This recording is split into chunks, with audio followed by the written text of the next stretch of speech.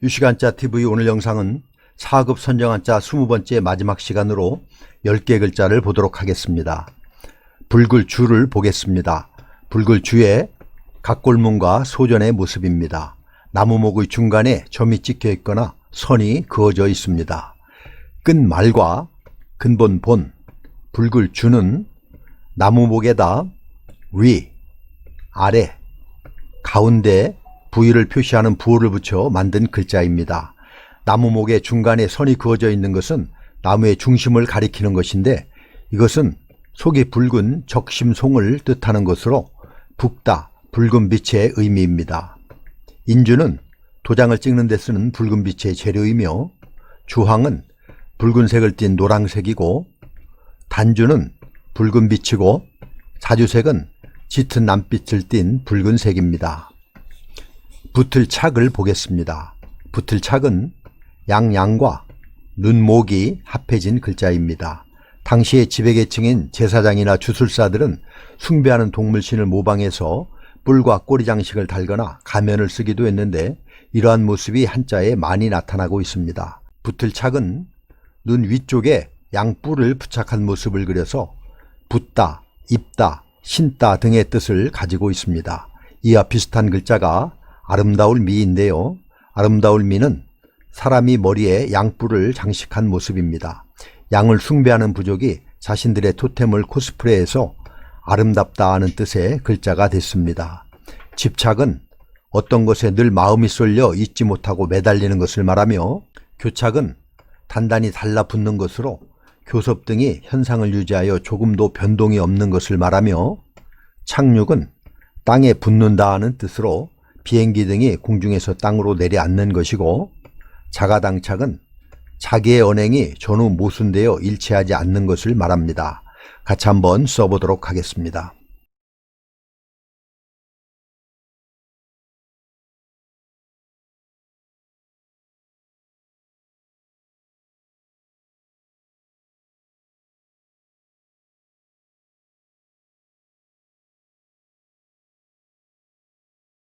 다스릴 치를 보겠습니다.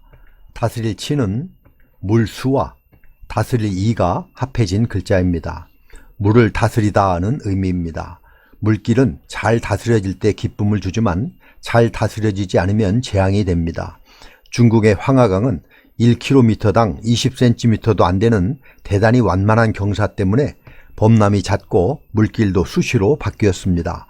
황하강의 홍수는 과거 3000년 동안 1500회 이상 발생했다고 하는데, 그래서 황하강의 치수는 치국의 가장 중요한 일이 되었고, 물길 다스림을 뜻하는 다스릴 치가 다른 모든 다스림을 지칭하게 되었습니다. 다스리다, 고치다, 질서가 잡히다의 의미입니다.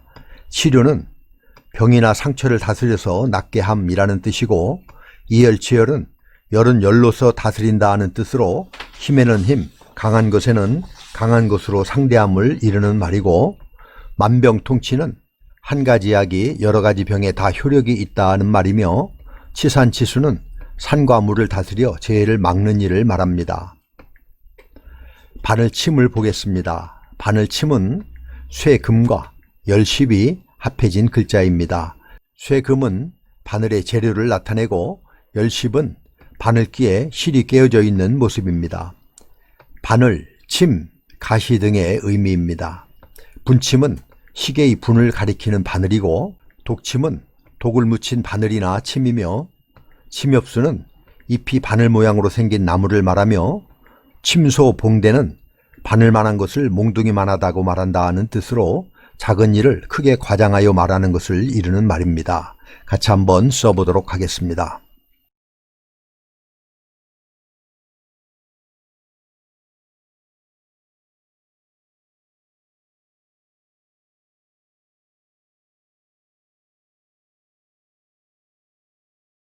판단할 판을 보겠습니다. 판단할 판은 절반 판과 칼도가 합해진 글자입니다.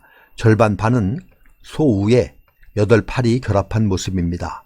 8팔은 무언가를 반으로 가르는 모습을 그린 글자입니다. 그래서 절반 판은 제사에 쓸 소를 둘로 갈라놓은 모습으로 절반, 반쪽을 내다, 가운데 등의 뜻을 가지고 있습니다. 절반 반에 칼도가 더해진 판단할 판은 반으로 자르듯이 옳고 그름을 분명하게 판단한다는 의미입니다. 판단하다, 구별하다 등의 뜻입니다.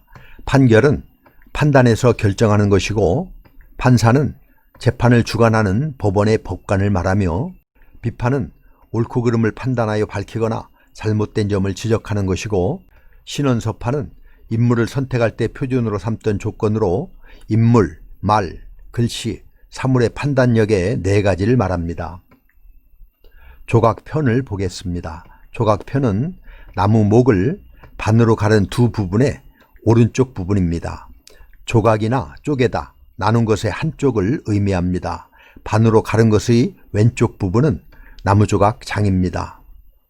파편은 깨어진 조각이고, 편리는 한 조각의 비늘이라는 뜻으로 사물의 아주 작은 일부분이라는 의미이고, 일편단심은 한 조각 붉은 마음이라는 뜻으로 진정에서 우러나오는 충성된 마음이며, 일엽편주는 한 조각의 작은 배라는 뜻입니다. 같이 한번 써보도록 하겠습니다.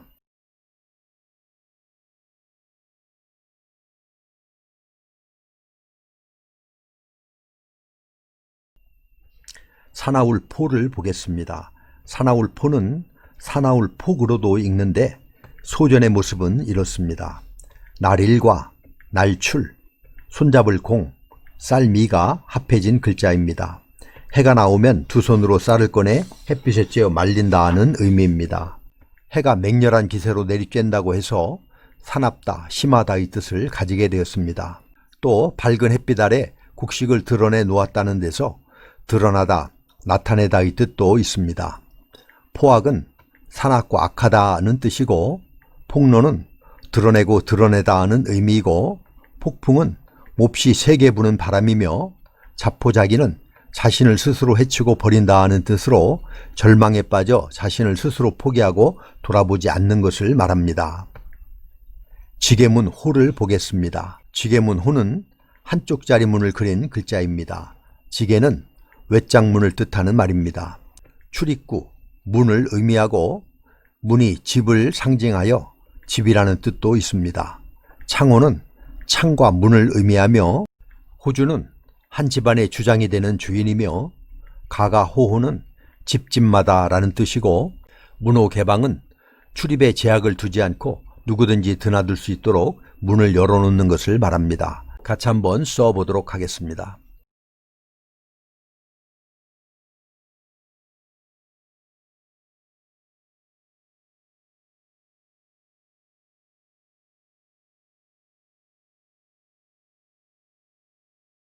일어날 흥을 보겠습니다. 일어날 흥의 각골문의 모습입니다. 일어날 흥은 마주들 여와 한 가지 동이 합해진 글자입니다. 마주들 여는 아래로 향한 두 손과 위로 향한 두 손이 합쳐져 4개의 손으로 마주드는 모습을 그린 글자입니다. 4개의 손으로 마주드는 모습인 마주들 여의 한 가지 동이 합해진 일어날 흥은 무거운 물건을 여러 사람이 구령에 맞춰 함께 들고 일어나다라는 의미로 일으키다, 창성하다의 뜻입니다. 부흥은 한 번 쇠퇴한 것이 다시 성하여 일어나는 것을 말하며, 흥진비례는 즐거운 일이 지나가면 슬픈 일이 닥쳐온다는 뜻으로 세상 일이 순환됨을 가리키는 말이며, 흥미진진은 흥을 느끼는 맛, 즉 흥미가 넘치고 넘친다는 말이고, 흥망성쇠는 흥하고 망하고 성하고 쇠함이라는 뜻입니다. 발알희를 보겠습니다. 발알희는 사길효와 수건포가 합해진 글자입니다. 여기에서 사길효는 글자의 모양에서 얼기설기 성기게 짠 모습을 나타내고 있습니다. 그래서 발알희는 배를 성기게 짠 모습인데, 성기다에서 희박하다, 희소성이 있다, 누구나 가지기를 희망한다로 의미가 발전하였습니다. 희망하다, 바라다, 동경하다 등의 의미입니다. 그래서 드물다는 의미로 벼화를 앞에 붙인 드물희가 생겼습니다. 벼를 드문드문 성기게 심었다는 뜻입니다. 희망은 앞일에 대하여 기대를 가지고 바라는 것이며, 희구는 바라고 요구함을, 희원은 앞일에 대한 바람이며, 희념은 바라고 염원함이라는 의미입니다. 이렇게 해서 4급 선정한자 20번째 마지막 시간으로 10개의 글자를 살펴보았습니다. 다음 영상에서는 준 5급 교과서 한자어를 보도록 하겠습니다. 일어날 흥과 발할 희를 다 같이 한번 써보도록 하겠습니다. 감사합니다.